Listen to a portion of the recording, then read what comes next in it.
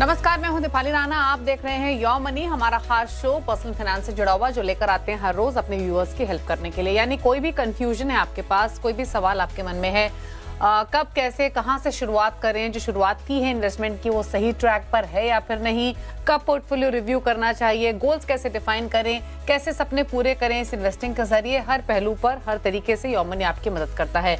तो कोई भी आपके पास सवाल है आपकी इन्वेस्टमेंट्स पर्सनल फाइनेंस से जुड़ा हुआ, तो आप योर मनी में पार्टिसिपेट करके हमारे एक्सपर्ट्स की एडवाइस ले सकते हैं। आप व्हाट्सएप या सोशल प्लेटफॉर्म्स के थ्रू जुड़ सकते हैं। yourmoney@nw18.com हमारी ईमेल आईडी है, ईमेल पर भी क्वेश्चंस भेज सकते हैं। व्हाट्सएप नंबर है 7045220000। फेसबुक और एक्स पर ये शो आप लाइव देख रहे हैं। आप इस शो को देख भी सकते हैं, अपने क्वेश्चंस पोस्ट भी कर सकते हैं #आस्कआवाज योर मनी लिखकर। आज हमारे साथ है त्रिवांता वेल्थ के फाउंडर और सीईओ कीर्तन शाह। कीर्तन नमस्कार, स्वागत है आपका। और क्वेरीज लेने से पहले बात करेंगे म्यूचुअल फंड परफॉर्मेंस की। तो देखिए, काफी सारे एस्पेक्ट्स होते हैं जब हम म्यूचुअल फंड परफॉर्मेंस की बात करते हैं। बहुत सारे ऐसे इन्वेस्टर्स हैं जो पास्ट ट्रैक रिकॉर्ड को देखकर, यानी किस फंड ने कितना परसेंटेज रिटर्न्स डिलीवर किए हैं, उसके बेसिस पे डिसीजन लेते हैं। कहा जाता है ये सही तरीका नहीं है। तो समझना चाहेंगे 2-3 पर्सपेक्टिव से इस टॉपिक को। सबसे पहली चीज तो ये कि म्यूचुअल फंड की परफॉर्मेंस को जानना क्यों जरूरी है, अगर आप उसे ऑप्ट कर रहे हैं अपने पोर्टफोलियो से लेकर, और साथ ही क्या पैरामीटर्स होना चाहिए जिन पे उस परफॉर्मेंस को जज करना चाहिए। दीपाली जी, आई थिंक सबसे पहले तो आपने सही पॉइंट ये रेज किया कि लोग टिपिकली पिछले 1 साल 3 साल का रिटर्न देखकर फंड्स में निवेश कर देते हैं। ये गलत है मेरे हिसाब से, क्योंकि जब भी आप पिछले 1 साल 3 साल का रिटर्न देखते हो, आप ये इग्नोर कर रहे हो कि फंड्स सिक्लिकली परफॉर्म करते हैं। तो ज़रूरी नहीं है कि पिछले 1 या 3 साल में फंड ने अच्छा अगर परफॉर्मेंस दिया है, तो ये परफॉर्मेंस आगे जाकर भी कंटिन्यू होगा। और टिपिकली जब आप 5 साल, 7 साल या 10 साल का भी डेटा देखते हो रिटर्न्स पर, तो वो बहुत ही ज़्यादा डिपेंडेंट होता है कि पिछले 1 डेढ़ साल, 2 साल का रिटर्न क्या है। इसका मतलब अगर मान लीजिए किसी भी फंड में पिछले 1 डेढ़ 2 साल का रिटर्न अच्छा निकला है, तो ऑटोमैटिकली आपको 5 साल, 7 साल और 10 साल अच्छा दिखेगा। पर उसका मतलब ये नहीं है कि फंड 10 साल से कंसिस्टेंटली वो रिटर्न्स दे रहा है, जो रिटर्न आपको दिख रहा है। तो टिपिकली अगर पिछले 3 साल, 5 साल का रिटर्न देखकर आप निवेश करेंगे, तो गलती कर जाएँगे, क्योंकि आपको शायद 2 चीज़ों का डेफ़िनेटली अंदाज़ा नहीं है। सबसे पहले तो फंड कितना रिस्क ले रहा है और फंड कितना कंसिस्टेंट है। ये दोनों चीज़ मेरे हिसाब से देखना बहुत ज़रूरी है। तो अगर आप फंड देखते वक़्त क्या आपको देखना चाहिए, अगर इस पर हम चर्चा करें, तो 3-4 चीज़ें जो कहना चाहूँगा। सबसे पहले तो ट्रेलिंग रिटर्न ना देखकर, यानी 1 साल, 3 साल, 5 साल, 7 साल, 10 साल का रिटर्न ना देखकर, देखिए something called as rolling returns. तो मान लीजिए अगर मैं पिछले 10 साल के परफॉर्मेंस की बात कर रहा हूँ और मैं 3 साल का रोलिंग रिटर्न देख रहा हूँ, तो आप टिपिकली 3 साल के रोलिंग रिटर्न से आपको ये समझता है कि मैं पिछले 10 साल में कभी भी निवेश करता और सिर्फ 3 साल इन्वेस्टेड रहता, तो मुझे कितना रिटर्न निकलता। वो डेटा पॉइंट आपको रोलिंग रिटर्न दिखाता है। ये देखने का रीज़न ये है कि रोलिंग रिटर्न आपको एक्चुअली कंसिस्टेंसी बताता है फंड की, और ना कि पॉइंट टू पॉइंट रिटर्न देता है। तो रोलिंग रिटर्न बहुत ज़रूरी है देखना versus point two point return. Second मैं ये कहूँगा कि आप एक्सपेंस रेशियो देखें फंड का। देखिए रिटर्न्स तो हमारे हाथ में नहीं है, पर खर्चा फंड में कितना कम लगे वो हमारे हाथ में है। तो एक्सपेंस रेशियो देखें, कम कॉस्ट वाले फंड में निवेश करने की कोशिश करें। पर सिर्फ एक्सपेंस रेशियो देखकर जजमेंट ना लें। आपको ये भी देखना है कि फंड ने रिस्क कितना लिया और रिटर्न कितना जनरेट कर रहा है उसके सामने। तो रिस्क में आप देखेंगे something called a standard deviation. आप देखिए कि आपके फंड का स्टैंडर्ड डेविएशन क्या दूसरे फंड्स के सामने, उसी कैटेगरी के या इंडेक्स के स्टैंडर्ड डेविएशन के सामने कम है क्या? आपको एक ऐसा फंड चाहिए जिसका स्टैंडर्ड डेविएशन कैटेगरी एवरेज और इंडेक्स से कम हो, और साथ में ही क्या कम रिस्क लेकर भी वो ज्यादा रिटर्न निकाल पा रहा है। वो डेटा देखे आप अल्फा। तो आपको एक ऐसे फंड में निवेश करना है जिसका अल्फा 0 से ज्यादा है। तो अगर सम अप करूं, रोलिंग रिटर्न्स देखिए, एक्सपेंस रेशियो कम रखने की कोशिश कीजिए, अल्फा 0 से ज्यादा रखिए, और स्टैंडर्ड डिविएशन इंडेक्स और कैटेगरी एवरेज से कम। ओके, अच्छा फिर एक चीज और बताएं कीर्तन, म्यूचुअल फंड की परफॉर्मेंस को ट्रैक करना तो इक्वली इंपॉर्टेंट होता है, but day to day basis पे एनएवी को देखना या क्वार्टरली बेसिस पे क्या क्या एग्जैक्ट तरीका है उस, या क्या मेथड है म्यूचुअल फंड परफॉर्मेंस को ट्रैक करने का? देखिए, सबसे पहले तो आप उसे डेली या क्वार्टरली या इवन 6 मंथली भी ना देखें। मुझे ऐसा लग रहा है कि फंड्स है ना बड़े सिक्लिकल होते हैं, तो ज़रूरी नहीं है कि पिछले 1 डेढ़ साल में फंड ने अगर निवेश सही तरीके से किया है या रिटर्न अच्छा निकला है, तो आगे जाकर भी वो उसी तरीके से रिटर्न निकाल पाएगा। तो आपको फंड को ना ध्यान में रखकर जब आप पोर्टफोलियो बना रहे हैं, उस पे फ़ोकस करना है। यानी अगर मान लीजिए मेरे पास ₹100 है, तो आपको ₹100 को कोशिश करनी है कि large cap, mid cap, small cap तीनों में निवेश करें। आपको कोशिश करनी है कि कुछ वैल्यू स्टाइल ऑफ फंड्स में पैसा रोके, कुछ मोमेंटम में रोके, कुछ ग्रोथ में रोके। अभी उससे होगा क्या कि अगर आप 10 साल के लिए निवेश करना चाहते हैं, तो पॉसिबल है कि इसमें से 3 साल शायद लार्ज कैप्स चले, 3 साल मिड कैप्स चले, 3 साल स्मॉल कैप चले। पर at the end of the 10th year आप देखेंगे कि तीनों कैटेगरी आपके लिए परफॉर्म कर रही है। तो जब आपके पास तीनों कैटेगरीज़ फंड में होगी या आपके पोर्टफोलियो में होगी, तो एक अच्छा बैलेंस मेंटेन हो जाएगा। पर हैविंग सेड दैट हर साल के एंड में एक बार आप ज़रूर ये देखें कि क्या फंड ने रिस्क तो ज़्यादा नहीं ले लिया, जो मैंने आपको स्टैंडर्ड डेविएशन की बात की। क्या फंड का अल्फा 0 से ऊपर तो है कि नहीं? और रोलिंग रिटर्न बेसिस पे अगर आप उसे इंडेक्स से कंपेयर करें या उसे अगर आप कैटेगरी एवरेज से कंपेयर करें, तो क्या उसका परफॉर्मेंस एवरेज के ऊपर है या नहीं?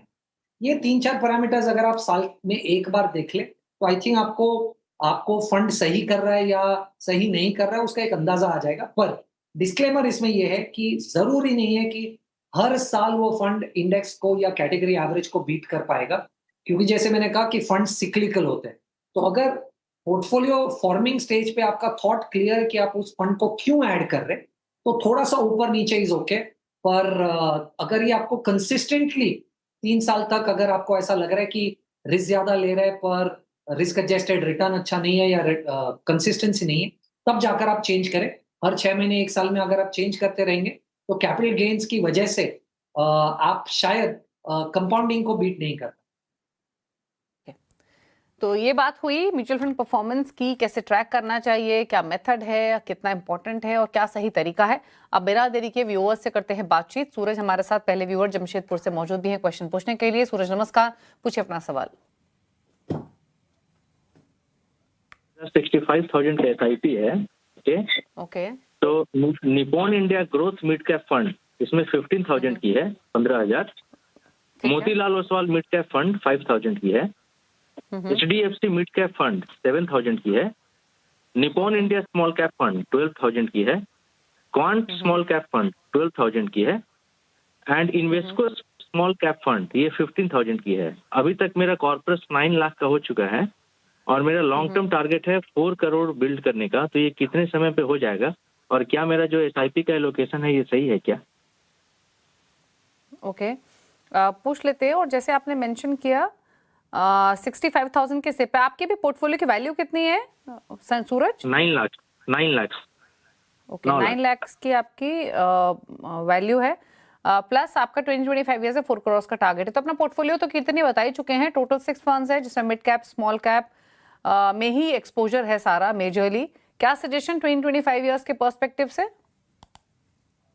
आई थिंक सूरज, सबसे पहले तो अगर आप 65,000 की एसआईपी कर रहे हैं जैसे आपने मेंशन किया, और 9 लाख का आज का अगर आपका पोर्टफोलियो वैल्यू है, अगर मैं 12% का रिटर्न अजम्पशन ले लूं, क्योंकि आप इक्विटी में इन्वेस्टेड है, तो आपको तकरीबन 16 साल लगेंगे 4 करोड़ का कॉर्पस पहुंचते हुए।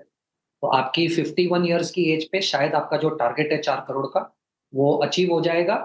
अज्यूमिंग कि आप 65,000 की आपकी जो मंथली एसआईपी वो कंटिन्यू कर रहे हैं, बढ़ा नहीं रहे और रोक भी।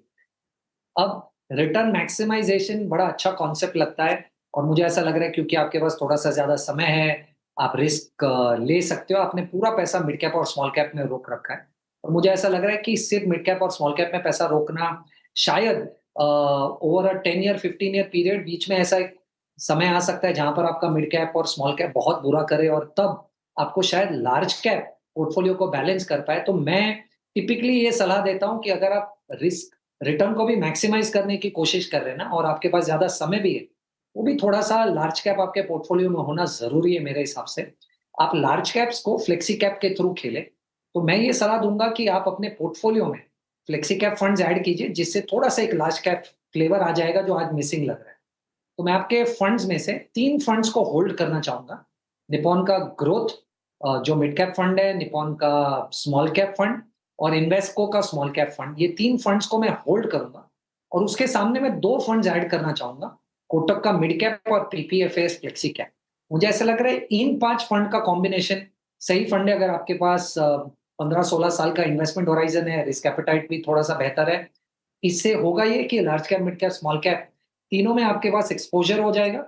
और इन फंड्स के कॉम्बिनेशन कुछ इस तरह है कि अलग-अलग स्टाइल के फंड मैनेजर्स हैं, तो वो भी एक लेवल का डाइवर्सिफिकेशन पोर्टफोलियो में आ जाएगा। ओके, तो आपको सलाह दी गई है पोर्टफोलियो को लेकर और मौजूदा निवेश से 16 इयर्स में ही आप अपना टारगेट पूरा कर लेंगे। बदलाव डेफिनेटली सजेस्ट किए गए हैं। Quant small cap, Motilal Oswal mid cap, HDFC mid cap opportunity से निकलिए, निवेश करें कोटक मिड कैप, पराग पारिक फ्लेक्सी कैप में। बाकी 3 फंड्स यानी Invesco small cap, Nippon India small cap, Kotak India growth mid cap आप होल्ड रखें। बात करेंगे कमल से, जोधपुर से कनेक्टेड है। कमल नमस्कार, पूछिए अपना सवाल। इनकी फोन लाइन डिस्कनेक्ट हो गई है, सवाल ले लेते हैं। जोधपुर से इन्होंने सवाल भेजा है कीर्तन। ये इनकी 36 साल की उम्र है, 33,500 की इनकी सिप चल रही है। पोर्टफोलियो की वैल्यू एग्जिस्टिंग 11 लाख है। 8 साल में 1 करोड़ का लक्ष्य लेकर चल रहे हैं और एनुअल स्टेप अप भी करेंगे 10% का। एग्जिस्टिंग पोर्टफोलियो लेकर आते हैं। क्वांट मिड कैप में 7,000 रुपए महीना, 6,000 रुपए महीना डाल रहे हैं Parag Parikh flexi cap, Axis mid cap में। देन 5,500 रुपए महीना 2 फंड्स में डाल रहे हैं। एक तरफ है मेरे एसेट लार्ज मिड कैप, दूसरी तरफ है इन्वेस्को इंडिया स्मॉल कैप, और 3500 रुपए महीना एसबीआई स्मॉल कैप में।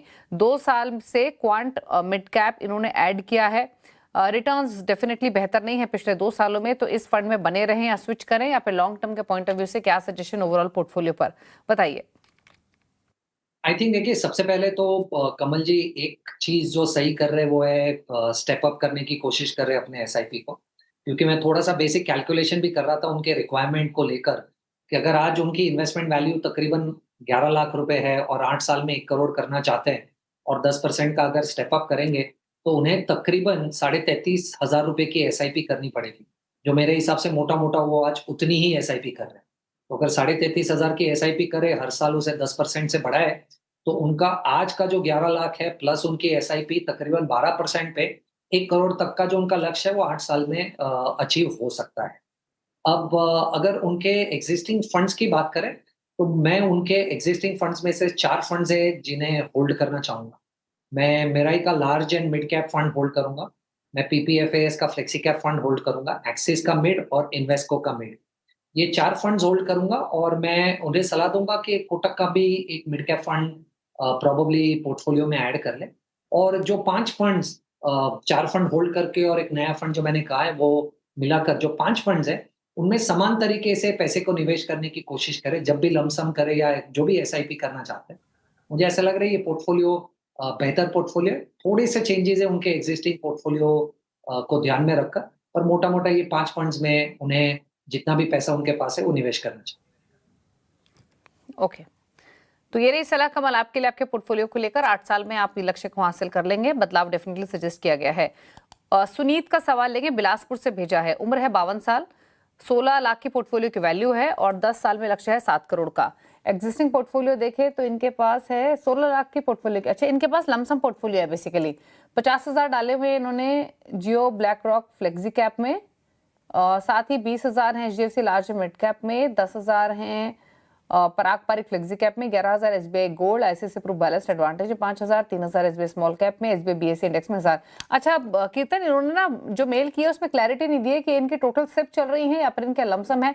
अगर सिप चल रही है तो लगभग मान के चले लाख रुपए के आसपास की इनकी एसआईपीज हैं, जिसमें वेरिएशन काफी है। 1,000 से लेकर 50,000 तक इन्होंने डाले हुए हैं। बट अगर हम इसको एक एक्टिव पोर्टफोलियो काउंट करके चलें उस पर्सपेक्टिव से क्या राय रहेगी? प्लस जैसे इन्होंने मेल में मेंशन किया है मंथली एनपीएस में 10,000 है, सुकन्या समृद्धि योजना में भी 24 लाख का कॉर्पस है, पीपीएफ में भी 20 लाख का कॉर्पस है जहां 1.5 लाख डालते हैं सालाना। तो कुछ ट्रेडिशनल इन्वेस्टमेंट्स भी हैं और म्यूचुअल फंड तो हैं ही। बताए suggestions. I think Sumit ji के लिए 3-4 चीजों को ध्यान में रखना जरूरी है। सबसे पहले उनके ट्रेडिशनल इन्वेस्टमेंट्स की बात करें अगर, तो उनके पास एनपीएस, सुकन्या समृद्धि और पीपीएफ को मिलाकर अगर मैं अज्यूम करूं कि उनके पास आज 12 लाख, 24 लाख और 20 लाख जो इन्वेस्टेड है और वो और आज से 10 साल तक इन्वेस्टेड रहेंगे क्योंकि वो उनका टाइम होराइजन है।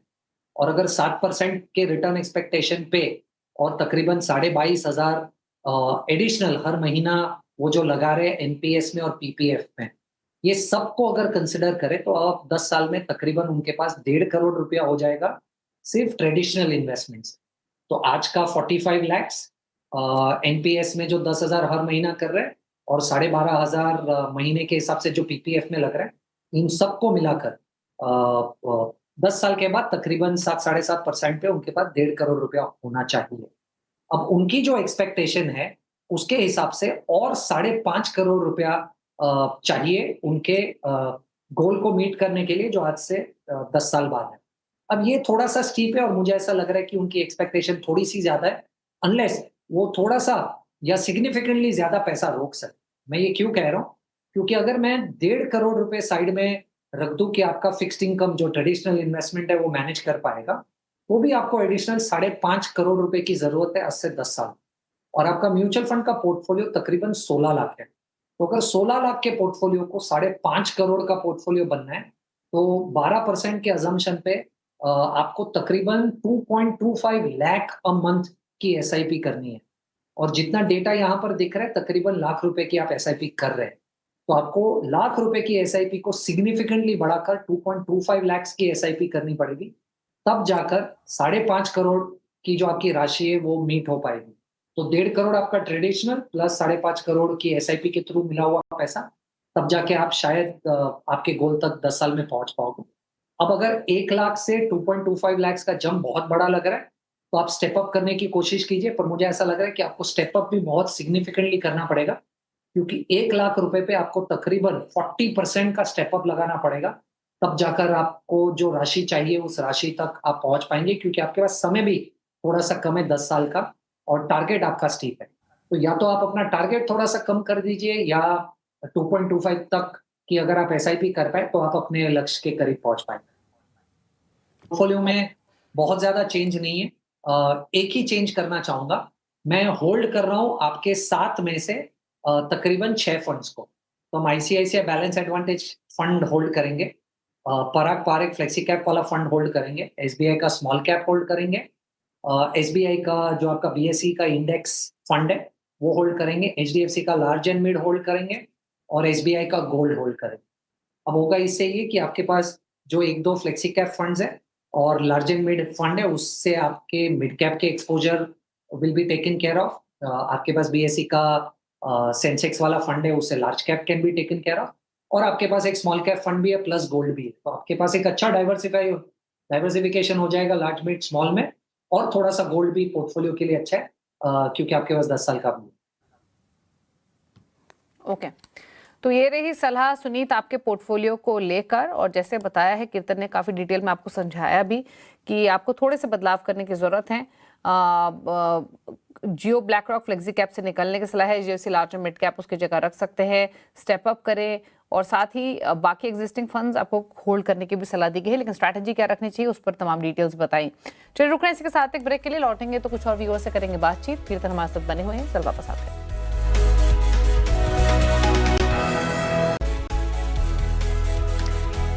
आप देख रहे हैं और मनी, कीर्तन शाह हमारे साथ बने हुए आपकी क्वेरीज को आंसर करने के लिए, और एक और व्यूअर्स का सवाल लेते हैं। विक्रम ने एक सवाल भेजा है, 50 इयर्स इनकी एज है और मंथली 50,000 का इनको इन्वेस्टमेंट करना है और साथ ही 3 लाख का लमसम, यानी 3 लाख लमसम लगाने हैं, 50,000 की सिप स्टार्ट करनी है 10 इयर्स के पॉइंट ऑफ व्यू से। कहाँ करें, किन फंड्स में करें, कितना एलोकेशन कहाँ रखे, जानना चाहते हैं। बताइए इनका पोर्टफोलियो क्रिएशन कैसा होना चाहिए, लमसम और एसआईपी दोनों का।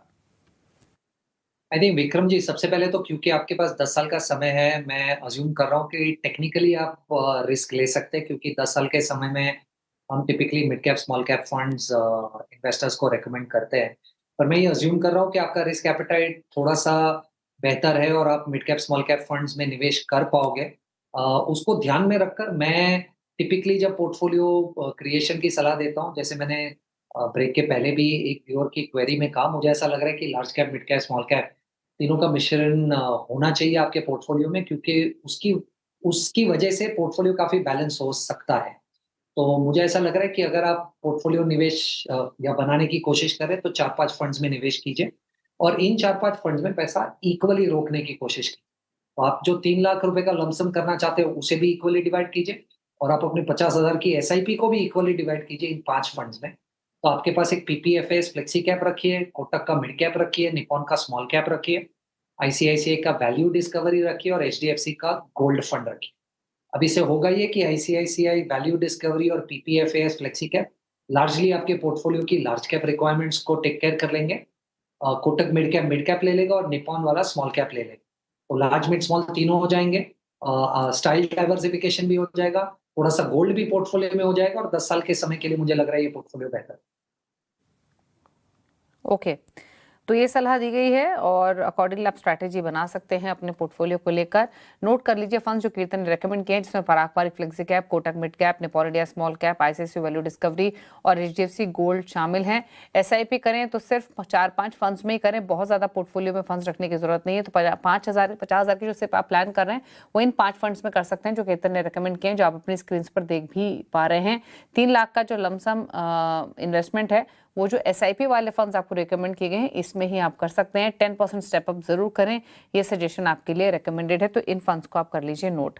बात करेंगे कानन अय्यर से, मुंबई से है, इन्होंने सवाल भेजा है। 62 ईयर्स एज है कीर्तन इनकी, एक फंड में 1000 की सिप है और बाकी इन्होंने लमसम इन्वेस्टमेंट की हुई है।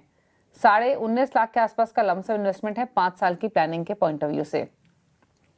एचडीएफसी हाइब्रिड इक्विटी में 7 लाख, आदित्य बिरला फ्लेक्सी कैप में 7,000, 4 लाख डीएसपी मिड कैप में, डीएसपी एग्रेसिव हाइब्रिड में 90,000, 70,000 है आईसीआईसीआई बैलेंस एडवांटेज में। एक जो 1000 के सिप कर रहे हैं वो बंधन स्मॉल कैप में है। बताएं सजेशंस।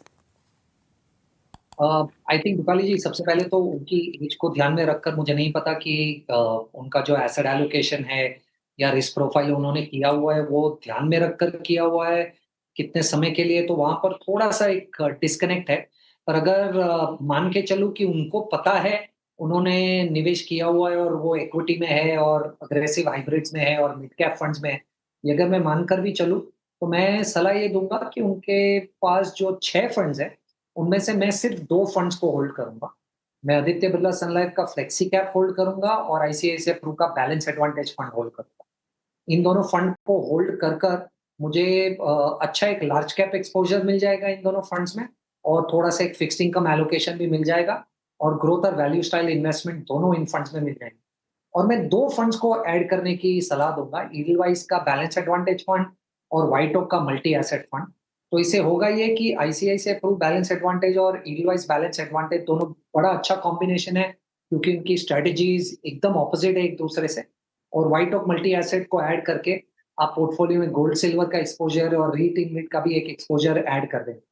तो Aditya Birla Sun Life flexi cap, ICICI balance advantage, Edelweiss balance advantage और व्हाइट ओक मल्टी एसेट, मैं सलाह दूंगा कि ये इन 4 फंड्स का पोर्टफोलियो बनाएगा। ओके, तो ये रही सलाह आपके लिए। आपको होल्ड करने की सलाह Aditya Birla Sun Life flexi cap, ICICI balance advantage. नए फंड्स आपको रिकमेंड किए गए हैं जिसमें एडलवाइज बैलेंस एडवांटेज है, व्हाइट ओक मल्टी एसेट है, प्लस आप जिन फंड से निकलने की सलाह है वो एचडीएफसी हाइब्रिड इक्विटी है, डीएसपी मिड कैप और डीएसपी एग्रेसिव हाइब्रिड है।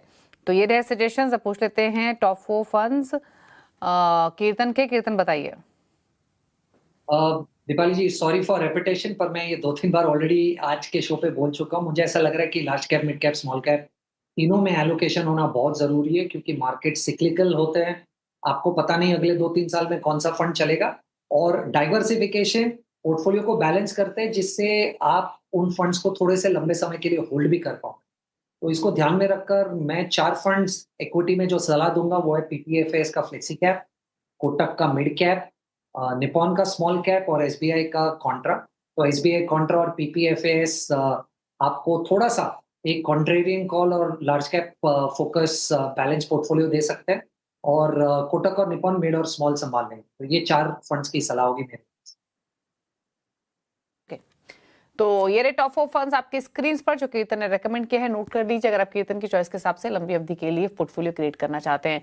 वेल, थैंक यू कीर्तन आने के लिए शो में और सभी क्वेरीज को आंसर करने के लिए, समझाने के लिए हमारे व्यूअर्स को पोर्टफोलियो शेपिंग कैसे कर सकते हैं गोइंग फॉरवर्ड। इसी के साथ एक ब्रेक के उस पार भी खबरें जारी CNBC आवाज पर। नमस्कार।